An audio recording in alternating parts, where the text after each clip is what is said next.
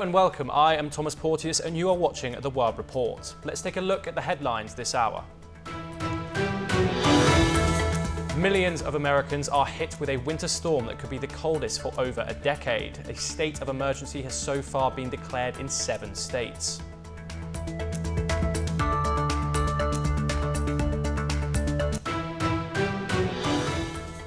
US Secretary of State Antony Blinken visits South Korea and warns of further Russian-North Korean cooperation. Meanwhile, North Korea fires its first ballistic missile in around 2 months as Ukraine launches a new offensive in Russia.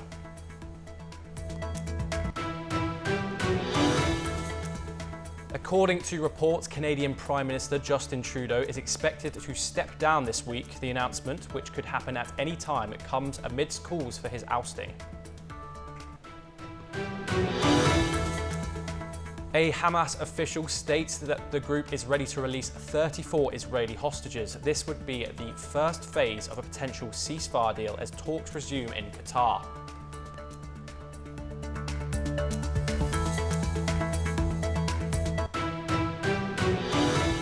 In a new update, UK Prime Minister Keir Starmer has publicly called Musk's child grooming accusations misleading. Musk, who has been increasingly vocal about British politics, has been critical of the Prime Minister Keir Starmer, while backing calls for a national inquiry into the handling of child exploitation cases in the UK. This follows the shocking findings of a 2014 report, which revealed the abuse of over 1,400 children in Rotherham. UK Health Minister Wes Streeting has come to the defence of Starmer and Labour MP Jess Phillips, emphasising their commitment to prosecuting serious criminals. Elon Musk has publicly called for Nigel Farage to step down as leader of the Reform UK party, asserting that Farage doesn't have what it takes. This bold statement came just hours after Farage had praised Musk on social media, calling him a friend who made reform cool. In a swift response, Farage rejected Musk's suggestion, reaffirming his commitment to his principles and distancing himself from Musk's support for the controversial figure Tommy Robinson, making it clear that Robinson is not fit for Reform UK.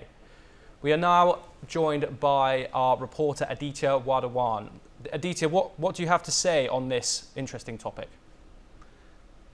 Well, Tom, you see, Elon Musk has hit out at the PM Starmer for, by saying that he is complicit in the rapes that have happened with the children. And, this let us remind our viewers that particularly these rapes that have happened in UK are associated with the Pakistani origin men. So that means that, as we know, that there are many number of Pakistanis in London and across UK. So this is a very serious issue which needs attention. Also, Elon Musk has also gone out to had demanded that the UK Parliament should be dissolved regarding this, but the Labour Party had later rejected this. So it needs to be seen as to how things move in this direction, because so far, because now Donald Trump will be taking as the president of the United States after 20th January, and Elon Musk is an important person in his cabinet. So it needs to be seen as to where this entire rape scenario goes after Elon Musk has hit out at the UK government regarding this. Yes, Tom, back to you. Thank you very much, Aditya. For this discussion, we are joined by Joyita Basu, editor of The Sunday Guardian, here in the studio. Sumit Peer, political commentator. Sumit, I wanted to come to you first. Elon Musk is a South African-born billionaire, and based in the US. Why does he have such an interest in British politics? Well, thanks for having me on your show, Tom.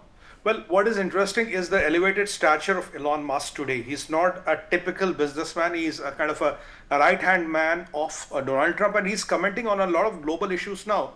Amidst being the world's richest man, he has a lineage, he has a thought process which is reflecting in his way of politics. So there might be a time, few years down the line, he might be a Secretary of State, or he can be something like that. Though he cannot become the President of the United States because you have to be born in America for that.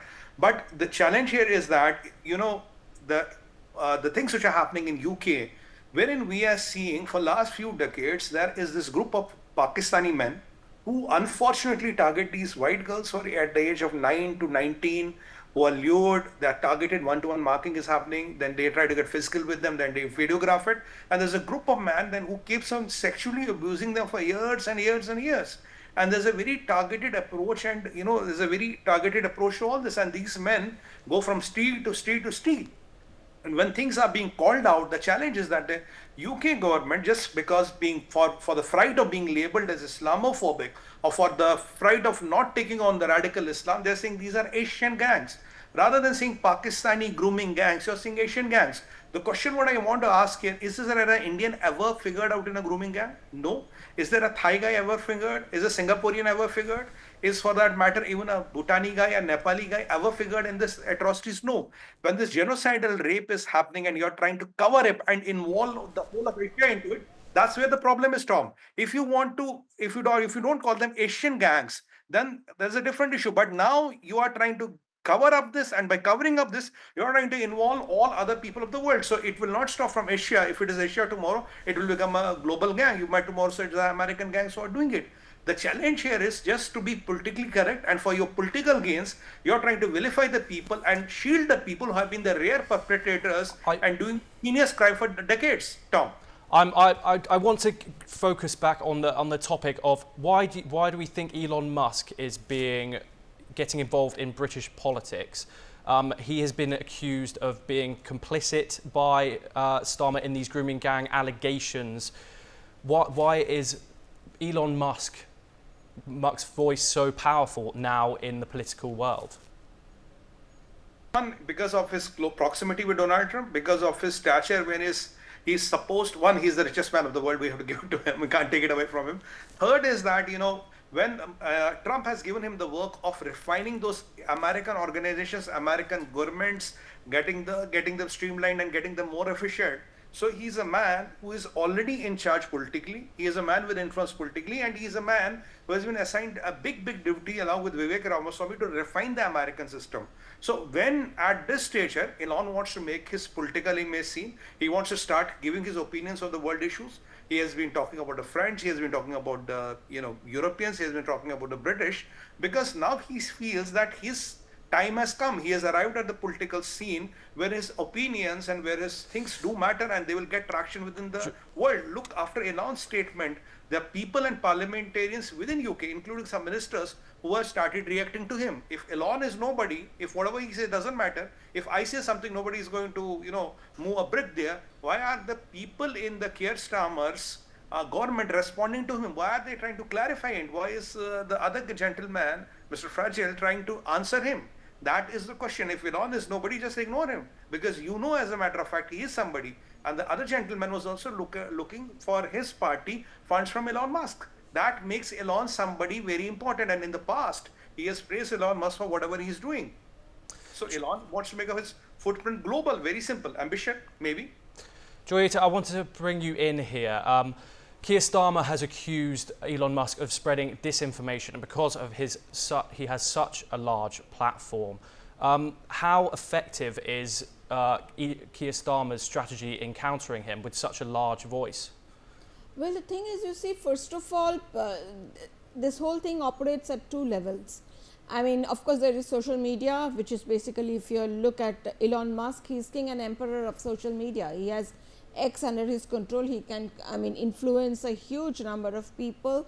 But at the same time, when we are talking about governments and countries, they're not banana republics. They are run by governments. This is an democratically elected government, and not just that. I would say Keir Starmer has a landslide mandate in favor of him. So the thing is that it should not be Elon Musk who should be deciding whether Keir Starmer should stay or go, but it should be the people. For that, it can happen only in the elections. We will get some kind of a glimpse of what exactly the people are thinking. There is a by-election coming up, I think, sometime in either this month or February, I think in May the by-elections are coming up.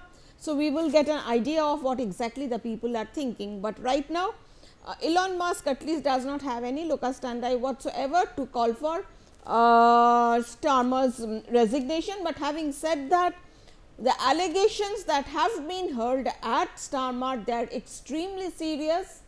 And if he is even done 1/10 of what Elon Musk and the others are accusing him of, then that's frankly criminal behavior.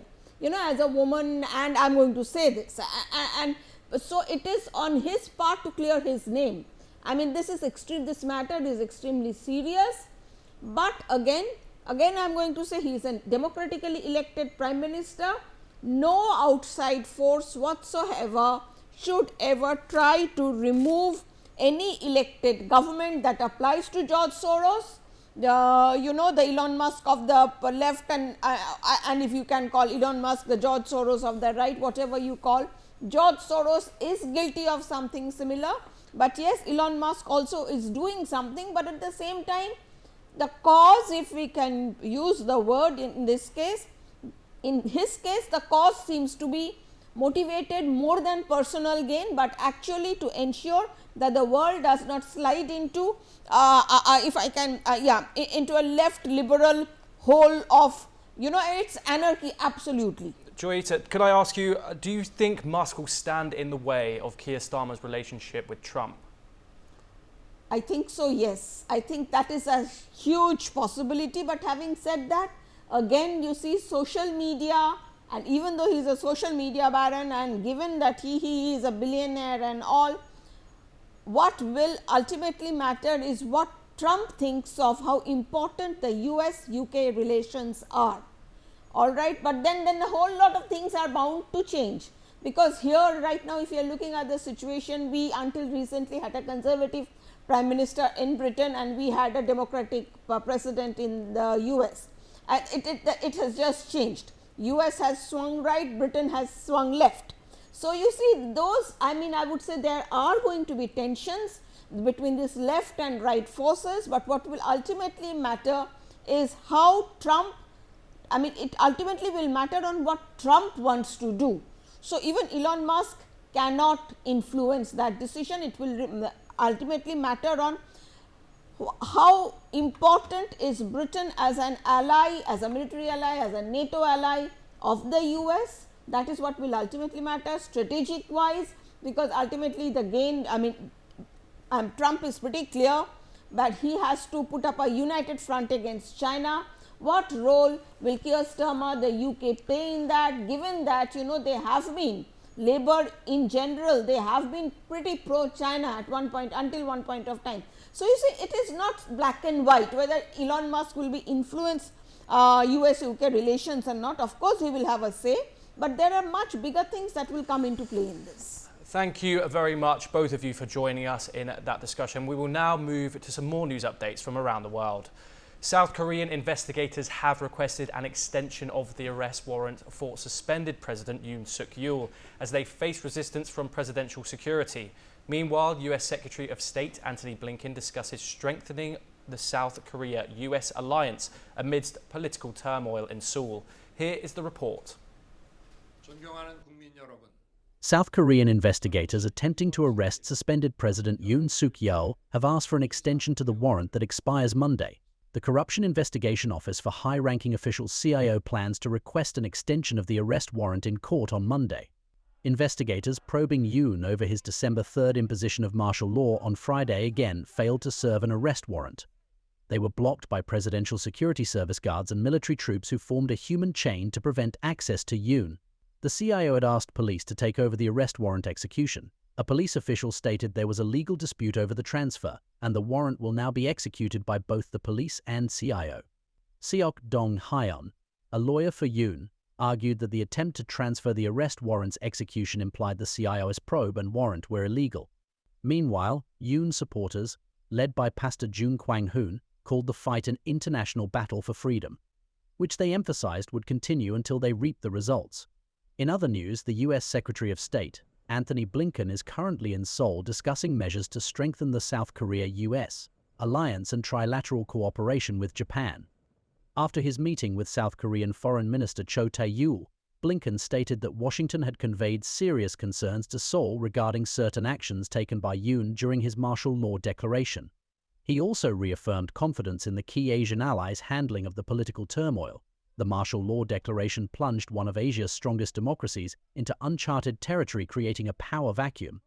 Yoon and the Prime Minister, who became acting president, were both impeached, prompting the appointment of a second acting leader to manage the country's affairs. Bureau Report, NewsX. Let's now take a look at some stories from the world of business. Nippon Steel's $14.9 billion bid for US Steel faced challenges not only from the Biden administration but also Cleveland-Cliffs CEO Lourenco Goncalves. After Cleveland-Cliffs' $7 billion offer failed in 2023, Goncalves told investors in multiple calls that the merger would likely be blocked. His claims were confirmed after Biden halted the deal in December 2023. Asian markets showed a mixed performance on Monday as investors awaited key economic updates highlighting US strength supporting the dollar's rise. Reports hinted that Canadian Prime Minister Justin Trudeau could resign soon, adding political uncertainty. The news slightly boosted the Canadian dollar, and the US dollar fell 0.3% to 1.4404 against the Canadian counterpart. In recent weeks, several major US banks, including Goldman Sachs, Wells Fargo, Citi, Bank of America, and Morgan Stanley, have left the Net Zero Banking Alliance. The NZBA is a coalition focused on aligning banking practices with climate goals. This has raised concerns among campaigners about the industry's commitment to reducing fossil fuel. Only JP Morgan remains in the group. Insignia Financial shares hit a 3-year high after a takeover bid of 2.87 billion Australian dollars from US-based CC Capital Partners.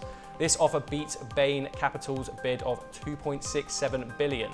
If the deal goes through, CC Capital will gain control over Australia's massive private banking market, valued at 4.1 trillion Australian dollars.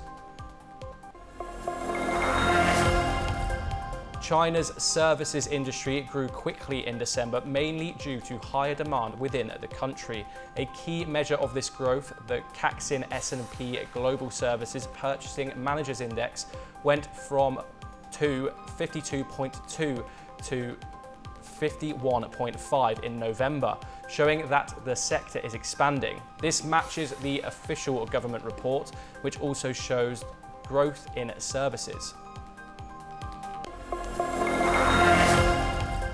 KKR, a US private equity firm, sent a letter to Fujisoft. It asked the company to make a court filing against Bain. KKR wants to stop Bain Capital from breaking a non-disclosure agreement. Both KKR and Bain are competing to buy Fujisoft. The bids are valued at up to $2 billion US.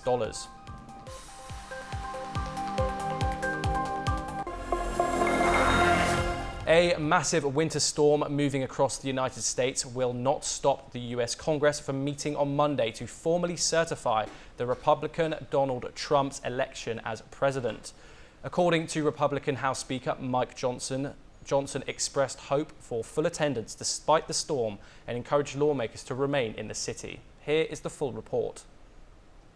A massive winter storm moving across the United States will not keep the US Congress from meeting on Monday to formally certify Republican Donald Trump's election as president, Republican House Speaker Mike Johnson said on Sunday.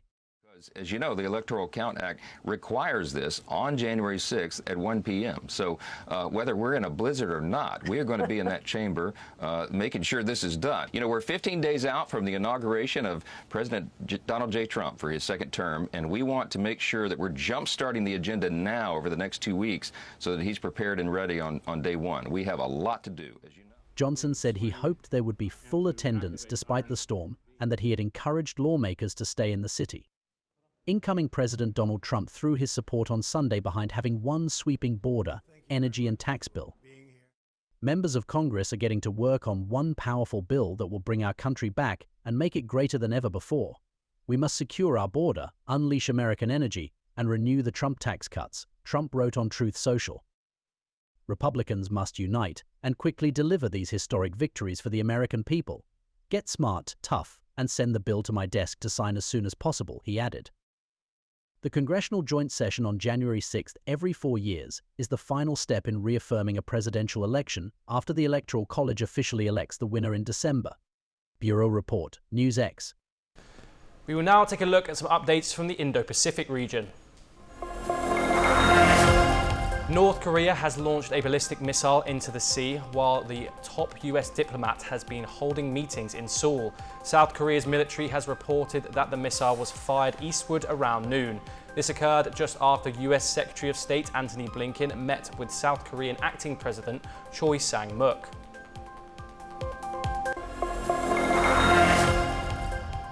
Malaysia's appeals court has granted a bid by jailed ex-premier Najib Razak. He sought to see a document he claimed should allow him to serve his sentence at home. This marks a rare win for the disgraced former leader, who is at the centre of the country's biggest scandal. However, a 3-member bench ruled 2-1 on Monday to grant Najib's appeal. This allows him to use the decree to argue his case before the High Court. The Philippines has deployed air and sea assets from its military and coast guard. These are being used to monitor China's largest coast guard vessel within its exclusive economic zone. The Philippines has called the ship's presence an act of Chinese intimidation, coercion and aggression. According to the Philippine Coast Guard, the monster ship was located 65 to 70 nautical miles off the Zambales province on Sunday. More than 260 weak and hungry Rohingya refugees, mostly women and children, have landed in Indonesia on 2 boats. Police and military officers, in collaboration with the UN Refugee Agency and local government, are working to gather more information about the refugees. The refugees are being assisted to ensure their safety, according to East IACEH Police Chief Nova Suradru.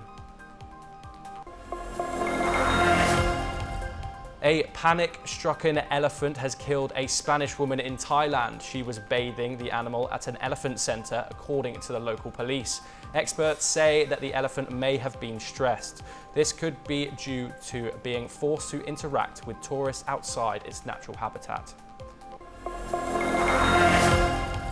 Shigemi Fukuhori, a survivor of the 1945 Nagasaki atomic bombing, has passed away at the age of 93. He devoted his life to advocating for peace and campaigning against nuclear weapons. Fukuhori died on January the 3rd at a hospital in Nagasaki. The Urakami Catholic Church, where he prayed almost daily until last year, confirmed his passing on Sunday. And that is all we have time for. We will be back with more international news updates. Thank you.